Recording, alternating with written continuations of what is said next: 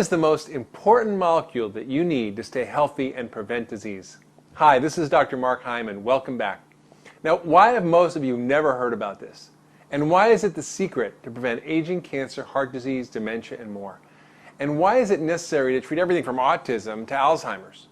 And why are there over 76,000 medical articles about it, and your doctor doesn't know how to address the epidemic deficiency of this critical, life-giving molecule? What is it? It's the mother of all antioxidants, the master detoxifier, and the maestro of the immune system. It's called glutathione. The good news is your body produces its own glutathione. The bad news is that our poor diet, pollution, toxins, medications, stress, trauma, aging, infections, and radiation all deplete your body's glutathione levels. And this leaves you susceptible to unrestrained cell disintegration from oxidative stress and free radicals, to infections and cancer, and your liver gets overloaded, making it damaged and unable to do its job of detoxification. So, in treating chronically ill patients using functional medicine over the last 10 years, I have found that glutathione deficiency is found in nearly all of my very ill patients. Those who have chronic fatigue, heart disease, cancer, chronic infections, autoimmune diseases, diabetes, autism, Alzheimer's, Parkinson's, arthritis, asthma, kidney problems, liver disease, you name it. If you're very sick, you likely have a glutathione deficiency. Now, at first I thought this was just coincidental when I saw this, but over the years I've come to realize that our ability to produce and maintain a high level of this glutathione molecule in our bodies is critical to recovery from nearly all chronic illness, and to prevent disease, and to maintain optimal health and performance. And so have the authors of the 76,000 medical articles on glutathione. Okay, so what's glutathione? What does it do for us? And how can we get more of it? Well, glutathione is a very simple molecule that's produced naturally all the time in your body. It's a combination of three simple building blocks we call amino acids: cysteine, glycine, and glutamate. The secret of its power is the sulfur chemicals it contains. Sulfur is a very sticky, smelly molecule. It sort of acts like flypaper, and all the bad things in the body stick onto it. Free radicals and toxins like mercury and other heavy metals.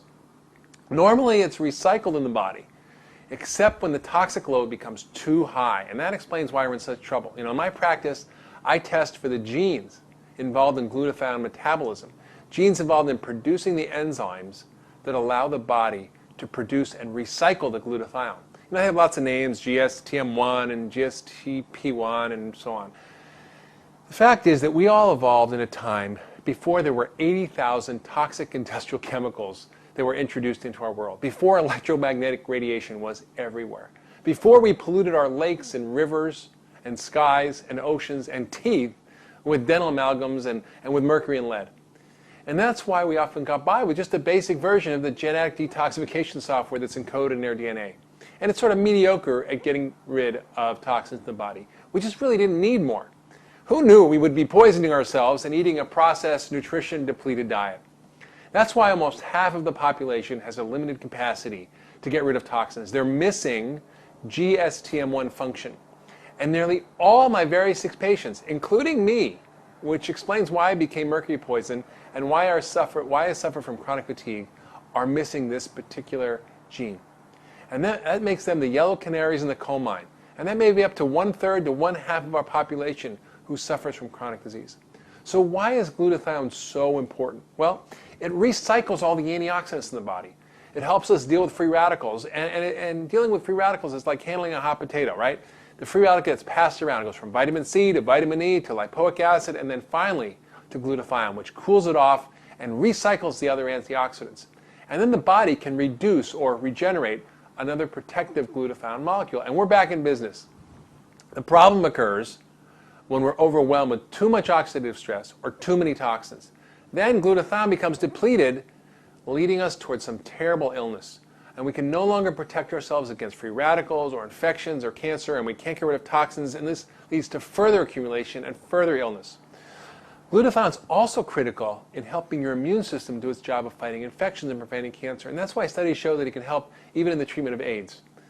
Glutathione is also the most critical and integral part of your detoxification system. all the toxins stick onto glutathione, which then carries it in the bile and the stool and out of our body. So that's great. And lastly, it helps us reach peak mental and physical functioning. And in fact, research has shown that raised glutathione levels actually decrease muscle damage, reduce recovery time, increase strength and endurance, and shift metabolism from fat production to muscle development.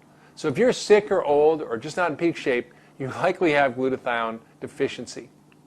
In fact, the top British medical journal, The Lancet, found that the highest glutathione levels were found in healthy young people, a little bit lower in healthy elderly, and lower still in the sick elderly, and the lowest of all was in the hospitalized sick elderly.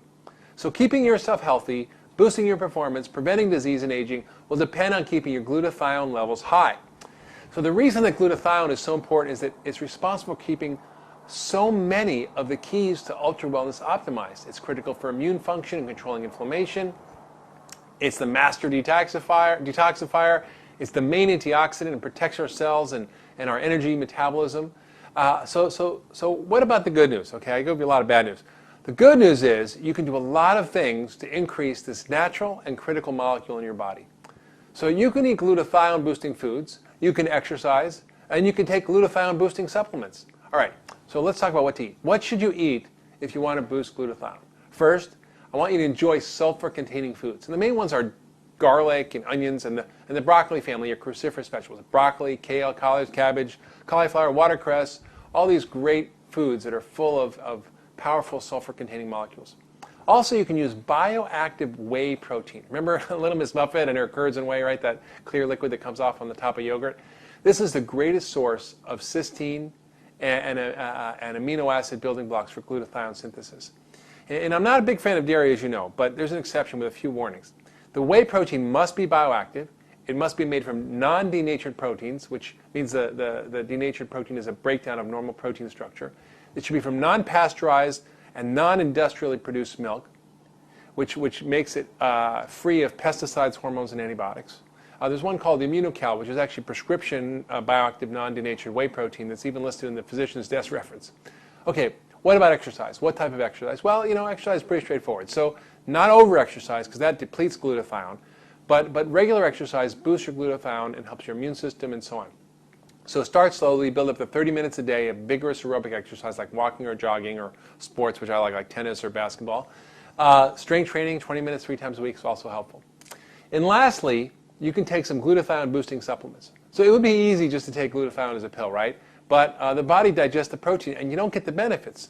It also requires lots of different nutrients to support the production of glutathione in the body. So the main factors that involved need to be taken consistently to boost glutathione. That means every day I'm going to tell you about. First, besides taking your multivitamin fish oil, supporting my glutathione levels is the most important thing I do every day for my health.